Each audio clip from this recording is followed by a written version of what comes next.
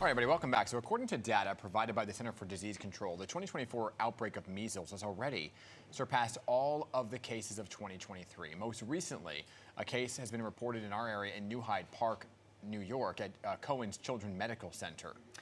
So there's risk of exposure to anyone at the facility's emergency room and treatment area from 6:45 p.m. on Wednesday, March 20th to 3:30 p.m. on Thursday, March 21st. So here's with what we need to know about measles. Dr.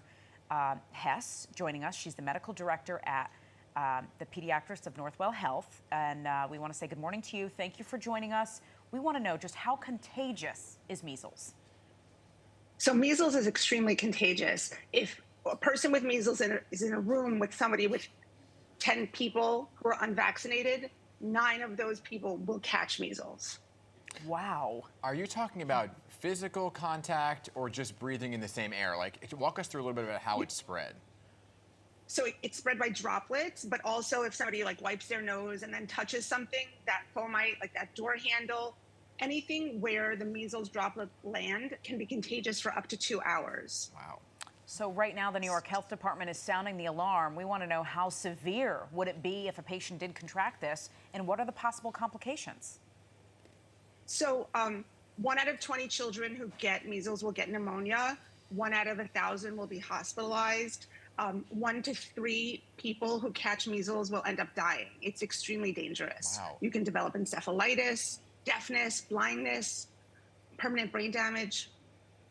So, we know that it can present as a rash, right? But what are the basic symptoms of measles? Because a lot of people get vaccinated for this, right? Yes, so 93% of kindergartnens in the United States have been vaccinated for measles. The problem is that the unvaccinated, excuse me, are very young and they can get very sick. So the symptoms would be conjunctivitis, red eyes, runny nose, cough, high fever, and the rash starts from the hairline and goes down. It goes behind the ears, and then it spreads out to the body and the trunk. It's unlike hives, which are raised wheals, which are about 1 centimeter each. And people often ask, what's the difference between this and chickenpox? Chickenpox, first of all, most of the children are vaccinated for chickenpox now. And if they're not, those are more like blister-like. They start as red bumps, but they become blisters, and then in all different stages of development, and then they scab over. So if you have a child younger than 5 who hasn't gotten their vaccine yet, you should possibly be worried or aware. Is there a chance that you could catch it earlier where they could be treated, where you wouldn't get the complications that you mentioned before? Yes. So if you find out that you were exposed, you have up to 72 hours to get the MMR, the measles, mumps, rubella vaccine, to help try to mitigate or not develop measles. If it's later than that, you can be offered IVIG, which is immunoglobulin, kind of like how people got it for COVID. They got monoclonal antibodies, and that might diminish the symptoms.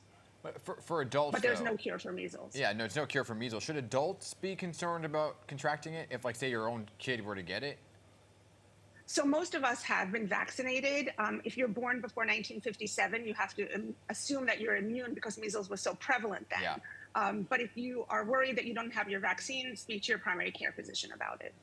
All very interesting. All right, Dr. Hes, appreciate your time this morning for explaining this all and sharing this information with us. Appreciate you. Thank you.